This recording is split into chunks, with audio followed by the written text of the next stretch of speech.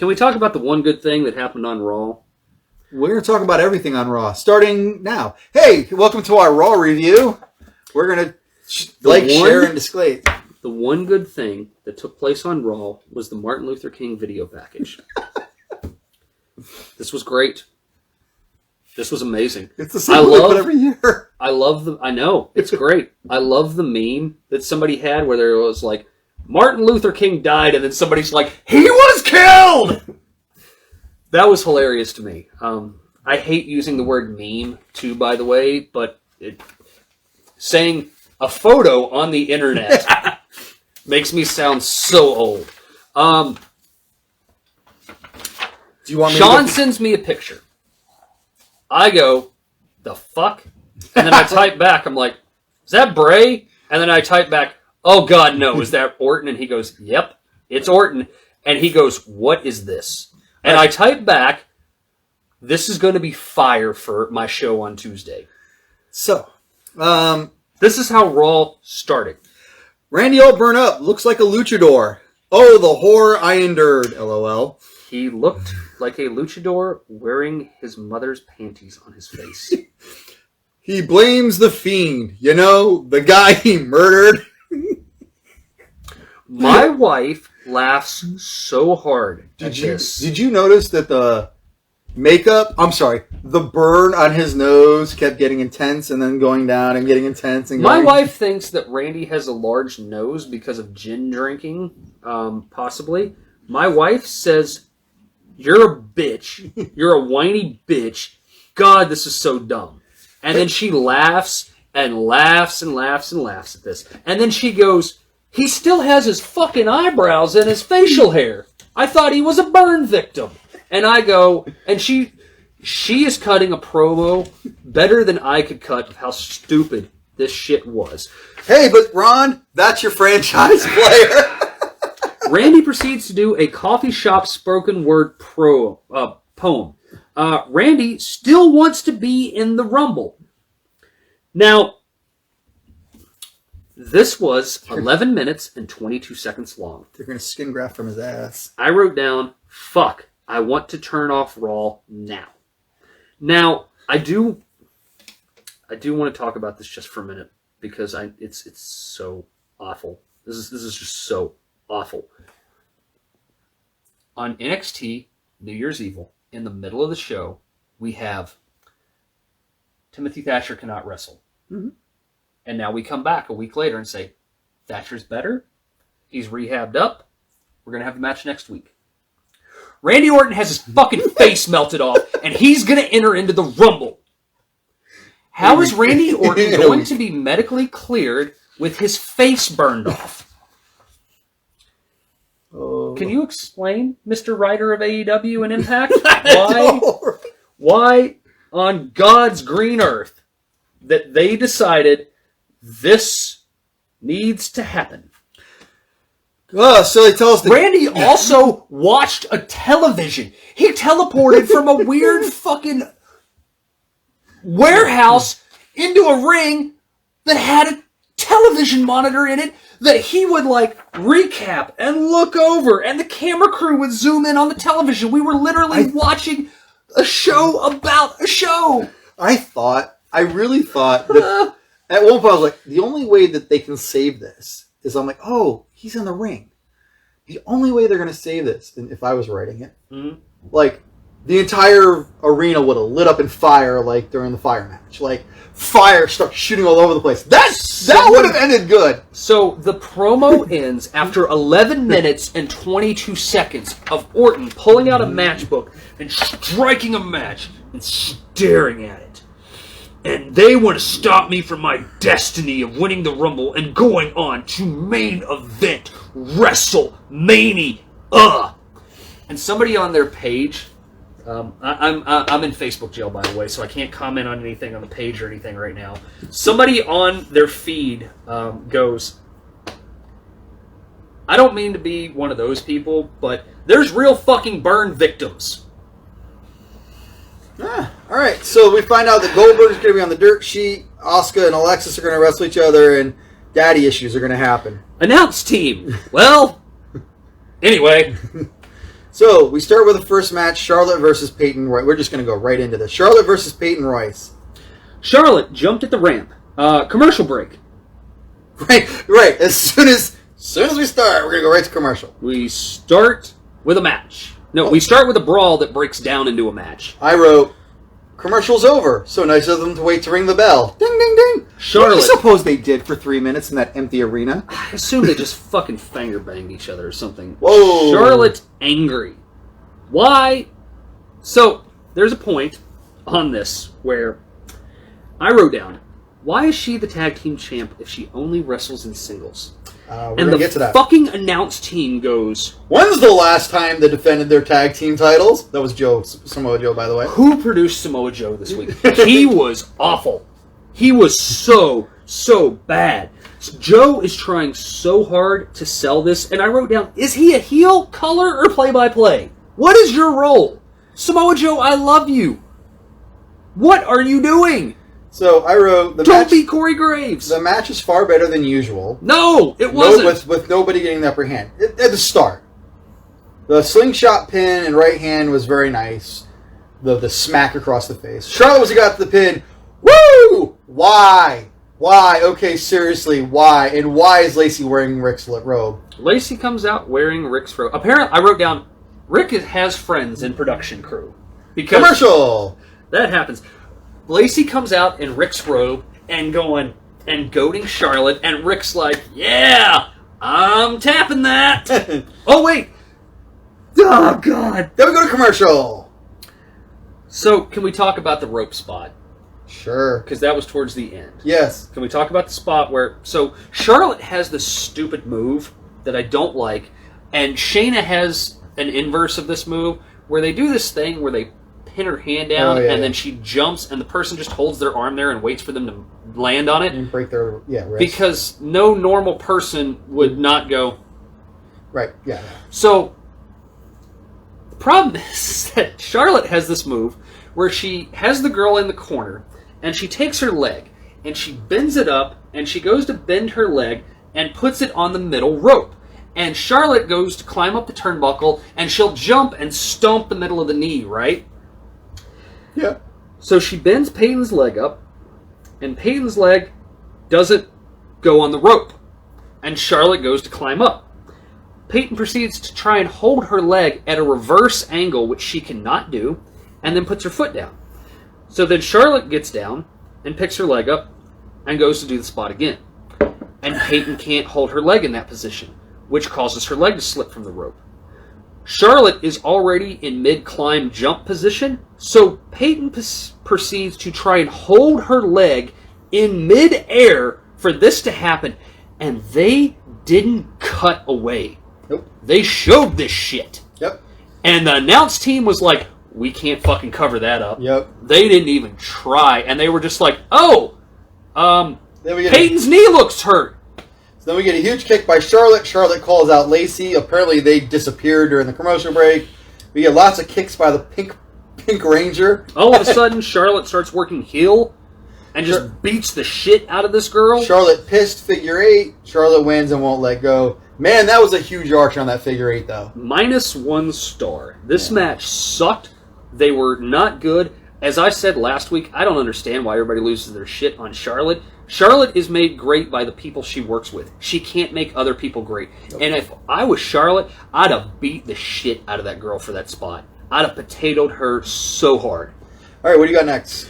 Alexa's Playground guest will be Asuka. And yes, Alexa with Playground segment. Backstage. Hurt Business? Hurt Business and Riddle. I'm taking the high road on this one, bro. I bet you are. MVP. I bet you are, Riddle, because Riddle's a stoner. Very clever and subtle to slide that in on TV. That was actually pretty funny. I laughed. Riddle's little jokes are funny. He couldn't write them all down too fast. Yeah, no, Riddle firing these off is great. And then Bobby says, look, I got this, guys. Just go ahead on out of here. And he looks at him, and he's like, Riddle, I don't have a problem with you. I like the shoes. I like the flip-flops. I think your flip-flops. He's like, there's just a problem with them. And Riddle's like, What's what? Up? And he goes, there's no padding. And Bobby Lashley stomps on Riddle's foot in dress shoes with those nice hard heels. He says they're bad for your feet. And Riddle falls to the ground. Starts grabbing his foot and selling. And I said, He stomps about 12 inches from his actual foot. Yes, because you shouldn't stomp on a real man's foot like that. Okay, promo for Triple H, Steph, our reporters for WrestleMania News? No, whoa, yeah, you lost some shit. So, commercial. So, going back from the commercial, Riddle tells the Lucha Boys he'll be fine. He went to the prom after his cousin ran over his foot. He's got this, so he can still wrestle. This makes what I will talk about in the Matt Riddle match much worse. Ali is still mad about Kofi Kingston taking his spot at WrestleMania. It's finally going back to this. I had to sit at home.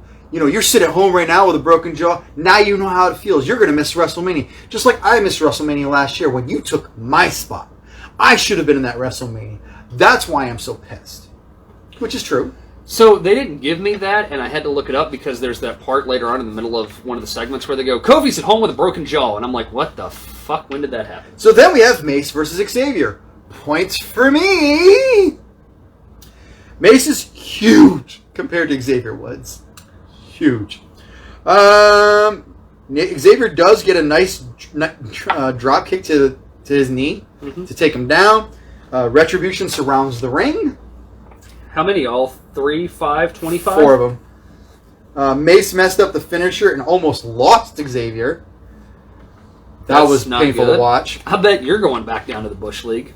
Mace wins. Alright, so I lost points for Xavier. Backstage. No one drafted anybody from Retribution. Hey, Asuka, what do you expect when you get to the playground? I don't know. Now we have a commercial announcing 3 WrestleManias. Yes. Funny shit, too. I wrote down Steph looks like the porn star who did the Sarah Palin yes. parody video. That's what she looked like. Cena in Hollywood. I do like Tampa Bay will host WrestleMania again for the first time this year. Yes, that was the rest of it, they will host WrestleMania again for the first time. That was funny. Also, I've been to Texas Stadium with the AT&T Center. That's going to be an awesome show. I wish that I was in Texas right now because I would go to that show. And Ron got some extra Sasha points. Did he? Sasha was in the promo. Oh, that's right, because she was doing the Texas accent and everything like that. Yeah, okay. Alexa Bliss heading to her playground. Man, is she adorable. The wife was very... The wife has come to enjoy Alexa for all the things that I have come to not. As she said, she's like, look, I'm liking this side of the story thing for it. You're into the athleticism and the hard-hittingness of it. We're on 2 different fences right now. And I'm like, yeah, but I wish they didn't write the show for people who like what you like. Randy, I just wanted to talk to you. But then things got heated. Her puns. Special guest, Alexa. Or Asuka. Alexa talks to no one. Asuka tries to sit in the swing. That's not your seat. It's not your seat. I'm sorry. She didn't know. Asuka is big friend of Alexa. Asuka says super positive. Asuka says, "Yowie wowie." That did not make Alexa happy. She didn't mean to say that. I lied. I love Alexa here. This was good. Asuka starts dancing and Bliss. Hey, let's be happy. Let's dance. Let's gyrate. Plays her music.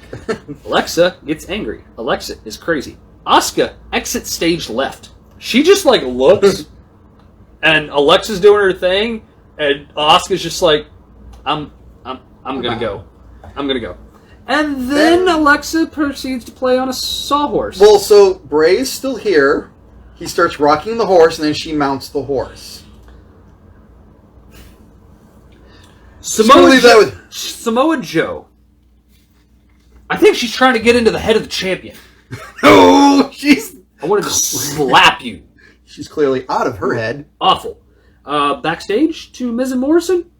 Yep, we have controversy. Awful. Fuck them.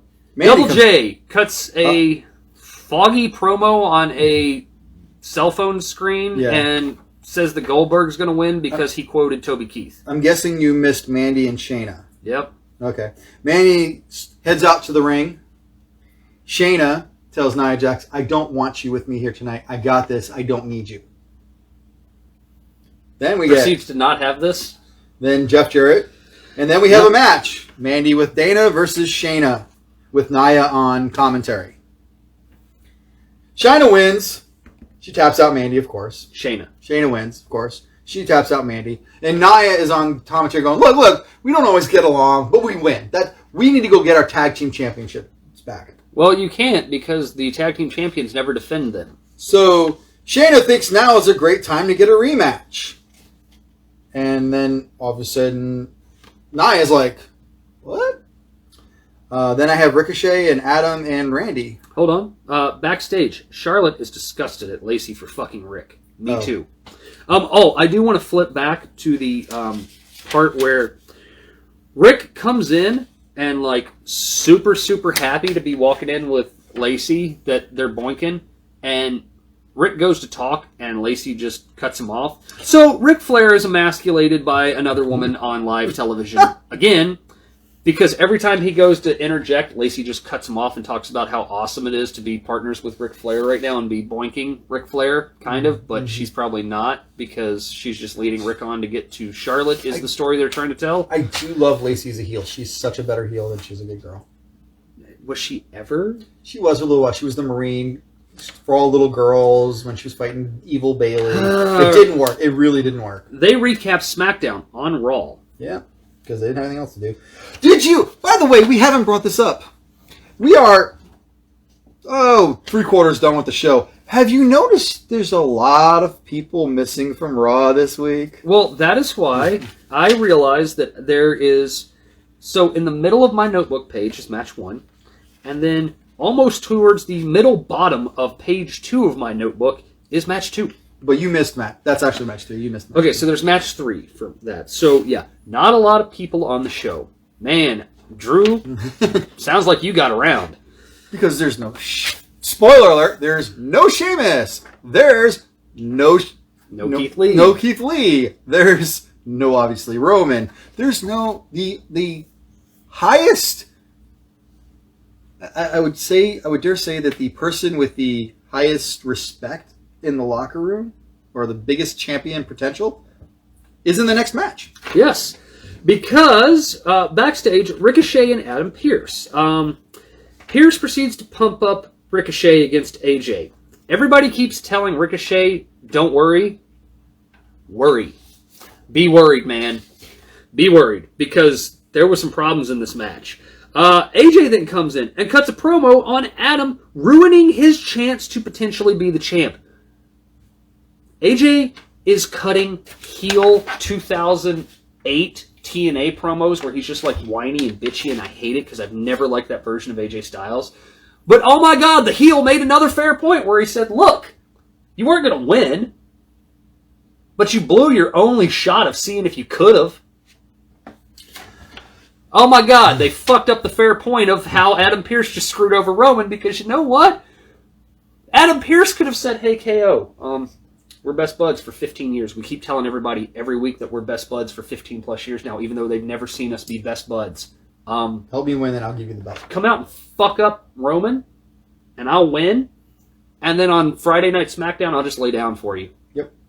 All right, so what I like the most about this promo... And I would have torn that shit apart, too. I'm not going to lie. What I liked about this promo is they started talking about 51st dates and having selective amnesia. Because Ricochet mentions the storyline to 51st Dates. 51st Dates came out in 2004, 17 years ago. How many times in these recaps have we gone through over the last couple of weeks where they keep talking about movies and music and shit that happened 20 plus years ago? The only new thing they talked about was WandaVision. But the cool thing is... Which is fucking good. The good thing is that whole selective amnesia, that's what runs WWE. Adam, and then Osmos doesn't like you. AJ says to Adam, if I don't like you, Osmosis doesn't like you. Adam then proceeds to shit his pants and then realizes that, yep, him versus Roman would have been fucking awful. Ricochet then, I'm going to say it every time, regardless of what you say, he teleports from the interview room to the main stage. No, he goes through the gorilla position into the match. AJ then uses the interdimensional speedway that Ricochet just used to do the same thing. They plug AJ's debut in 2016 after showing his dark match with Hurricane online in 2001. So they've got this new thing where they're talking about the debut of AJ, because they keep hammering on this 2016 debut. They just showed the match on their feed where he didn't get where he was there in 2001. Match 2, AJ and Ricochet. Is it Omos or Osmos? Osmos. Omos? Osmo. I don't know. Omos? Is it Omos? Omos. No one can say this man's name. We'll go with Omos. Ricochet does a dive. He gets caught by Osmosis That was Jones. my favorite part. He gets caught by Osmosis Jones. The ref says, put him down. And Osmosis goes, all right, and just fucking drops Ricochet right on his shoulder. And I go, oh my god, I bet his shoulder's fucking dislocated. Ricochet backflip over AJ, grabs him, turns that into a German suplex, and suplexes AJ. Yeah. Beautiful spinning DDT by Ricochet also. Amazing. If they just would have done those, it would have been good. Then he turned the phenomenal forearm into a code breaker, or they call it a recoil. Yep. Looked Beautiful. Looked great. And then they get to the spot where they had to run it back twice, and then Ricochet's on the outside of the apron. They did have to, and he reset goes to come off the top, and someone fucks up the flip catch, because the idea is he's supposed to come off, and AJ catches him, and then does the skin cat on him, and flips him around into the Styles Clash, and drops the Styles Clash, and it got fucked up, so AJ had to basically save Ricochet's life, and I then remember the thing we've talked about multiple times of how fucking strong AJ Styles is, and I go, oh, that's right, he lifted Brock Lesnar at one point. Now, had they not messed it up twice, and all they did was he just throw him on the rope and he bounced in, that alone looked great. Alone looked amazing, but they fucked it up. The 2 steps before it. And the camera didn't cover them. I don't know why they didn't cover them and show a shot of Osmosis Jones looking on. Also, did you notice that Omos looked directly into the camera while he was like, come on, AJ, come on, AJ, and I'm like, oh god, dude. Okay, you might need to go back to school. There's a reason you haven't done anything. Right. Ricochet, begin to worry, because Vince saw one bad move and buried you. He just watched it twice. Miz and Morrison, dirt sheet. Fuck it. Miz and Morrison, the dirt sheet. Guest Goldberg. Oh, wait, nope. They false booked Goldberg this week. I hope he doesn't have COVID. I bet he's in isolation. Nope. Gilbert comes out. Goldberg's like, I'm not going to be there. Everybody's running around with COVID. Yes. Gilbert comes out. I wrote down, I'm happy that he's happy and that he's getting a payday and potential exposure to COVID-19. Morrison says, don't go banging your head into any ring posts. I died laughing. Because basically John Morrison just told Goldberg, you suck. And you're so uncoordinated and dangerous in the ring that you knocked yourself out and almost fucking killed The Undertaker. Then, let's talk about that ass crack. Then a guy comes out.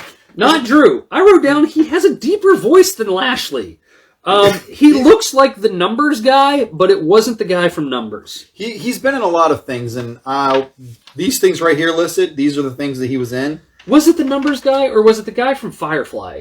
He was the guy from Firefly. Which I thought was the Numbers guy. It might be still the Numbers guy. If it was, I just know he was that in Firefly. motherfucker is out of shape. And his back was so red.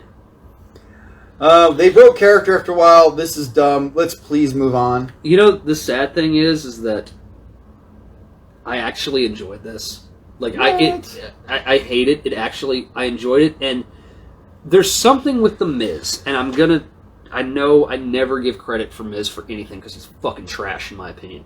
But there's something about when he goes from that stupid silly to that he turns it on. Mm-hmm.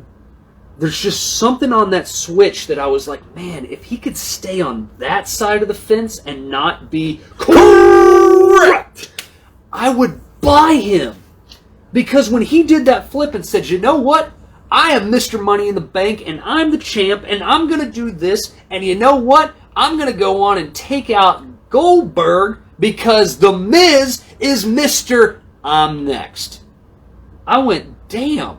And then I wrote down, oh, I know why they're doing this. Because if Drew can't come back, Miz is probably going to wrestle Goldberg at Royal Rumble. Is this not the second time Goldberg's been no-showed for a match? Yes. So Goldberg will probably wrestle Miz.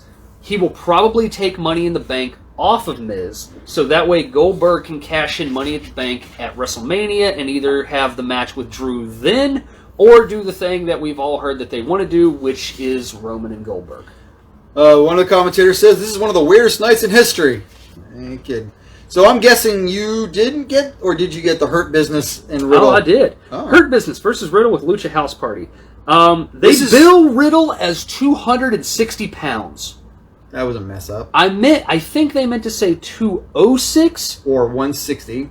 Probably because I want to say Riddle fought at middleweight, and middleweight is 185, I believe. There is, which makes me believe he would be 206, which would be light heavyweight, because light heavyweight's 205. There is no way Matt Riddle is 260 pounds. All right, so let me go ahead and... This was a 12-and-a-half-minute match. Did not need to be 12-and-a-half match. This match, the only reason that this match existed was to show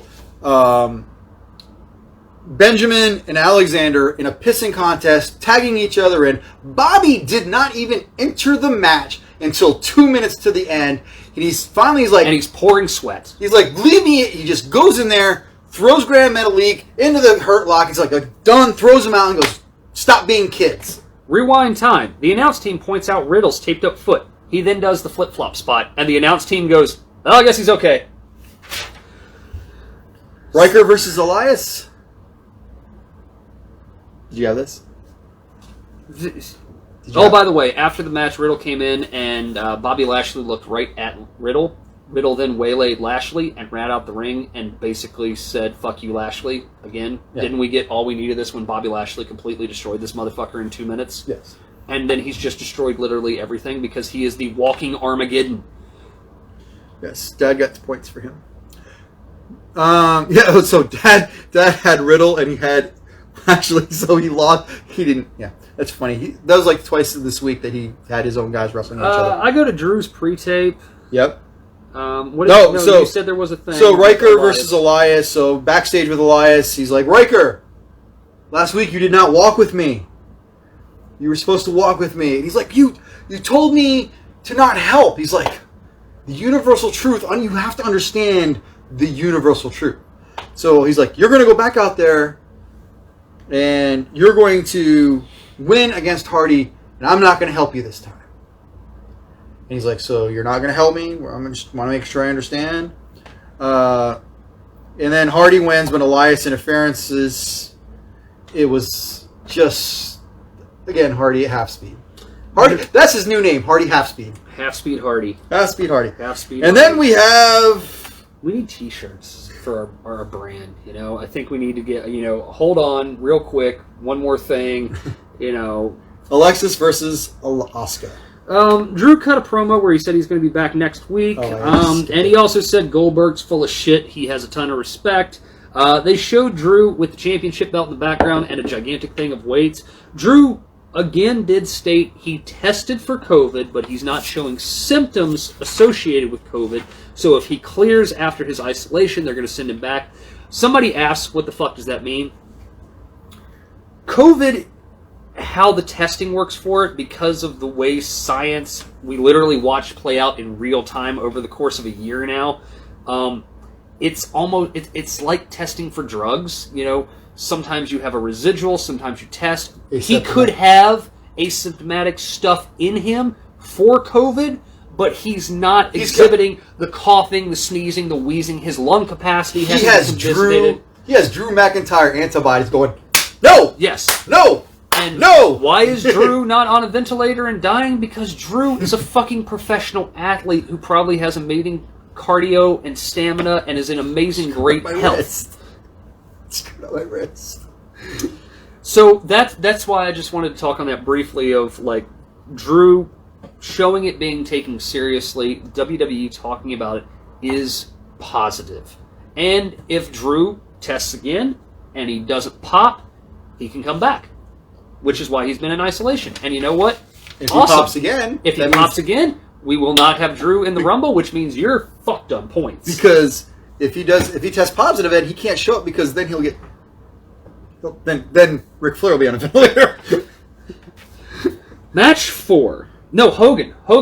Because he interacted with Hogan and Hart. Oh, by the way, I forgot to write. Jimmy Hart was also the musical selector, I guess, and composer and musician for many songs in WCW. In Memphis was Lawler, and with WWF. I forgot that Jimmy Hart was in fact a musician. He wrote the Honky Tonk Man. Yes, he did. Match 4, 5, 6. Fuck it. Asuka versus Alexa. The shining light in this show. I hate the new real super high def camera that they're using on them when they come down the entrance ramp. It looks like a video game. I hate that camera. Oh. It's worse on Fox. Oh yeah, when Cedric Alexander came down, Sean was watching it with me because I watched SmackDown last night at like 2 a.m, and he's like, Fox is done in 4K. He asked me if they were advertising a video game, and I was like, no, that's actually them. It's just they have that new like 4K true whatever it is 60 frames per second camera that they're running right there. You just like your porn like that. I like to be like in there. The wife looks at Alexa and she's like, does she do porn? I'm like, no. And in fact, she's a good girl and she's never had anything leak. And she's like, damn. She's like, I would have seen that. I would have liked to have seen that. I hate so much of this, and I love so much of it. I am like Randy. I am a well of emotions. I want to hate it, but I liked it. I loved every second. But I hate it. I loved every second of it. I loved every second of this. I wrote down 10 minutes and 13 seconds left in the show. Randy Orton had 11 minutes to cut a promo with his pantyhose on his face. The match lasted 11 minutes and 33 seconds. No, the match was 10 minutes and 13 seconds. Maybe they counted the intros. Okay, so 10 minutes and 13 seconds when the match starts. So, I wrote down, I bet this goes nowhere. I was wrong. We went somewhere. Well, we went a lot of wheres. The match is very bland. And the wife's like, I've never seen her wrestle. And she goes, how is she? I was like, she's okay, but I don't know what's about to happen. Okay, so the story was Alexa. It's Alexa, right? Not Alexis. Yeah. Yeah, it's Alexa Bliss. Alexa was being playful. She was like, I'm going to dive. I'm going to jive. She just kept ducking, and she's like, nope, you're not going to hit me. It was fun. But Asuka caught her and put her in a chin lock and everything. Every now and then. She's selling and stuff. And it just... Every now and then, yes. And then... I liked it better when she was doing the thing actual real wrestling? No. If she was doing that when she did it with Footface, what's her name? Yeah. Yeah, when she... Nikki Cross. When she was, like, playing hopscotch around the ring and stuff like that. Right. This looked like... weird. It was so weird. It was kind of like... No, not yet. Anyway. The monitor banks. And Alexa starts smiling and then it goes commercial. And then it goes to commercial. And then we come back. And the lights come back on. And Alexa has morphed into her version of the Fiend. So, during the commercial break, she changed her outfit a little bit and she redid her makeup. And you could tell the makeup was still fresh because... Well, you could see it cracked across her lips, too. But we'll get to that. And yes. Monitor banks go out, back from commercial. Alexa's morphed into her version of the Fiend. Has a better match and a better character the second time around than the first part. But why were the commentators whispering? Asuka then... So the idea is that Alexa just basically does the Matrix, and yes, I realize that now I'm referencing something that came out in 1999. She just zip. Oh, okay, you're right. Yeah, sorry. Dive. That was dodge. That was the second. I'm sorry. That right. That was at the second half of the match. She did that, not the first half. Right. So yeah, the second half, Asuka throws a kick and no, and Asuka nails her. Fucking bitch. Okay, nope, and ducks and dives and then Asuka says, fuck you, little girl, and proceeds to kick Alexa 15 times. And then Alexa grabs her and snatches her into Sister Abigail. Now, wait, let's not forget that Alexa looks down at her hand and does the come hither and goes to hit Asuka with the mandible, and Asuka stops. That's when Asuka then kicks her about 150 times and then gets snatched into Sister Abigail. Sister Abigail is apparently some kind of weird paralyzing poison position because she held her there for so long. And Alexa smears the black lipstick across her face and she's got this very, very Wonderful look about her. And then she hits Sister Abigail. Winner, 1, 2, 3, 1-star match. This was not good. 2.5. Nope. This was all thriller and no filler. So, Raw was not great this week. After the match, the Alexa logo flashes across the screen, and Alexa has now morphed back into nice Alexa. And then over the monitor, over the speakers, plays Let Me In. Alexa kind of misses her cue a little bit and says it about a fourth of a second off, and then we go off the air. The people in the background changed. Did you notice that the people on the Thunderdome were different than the people who were in the match? Nope. The phrase, fuck this show, is written 2.5 inches tall on my page with multiple squiggly lines underneath of it. Raw was not great. Raw was awful.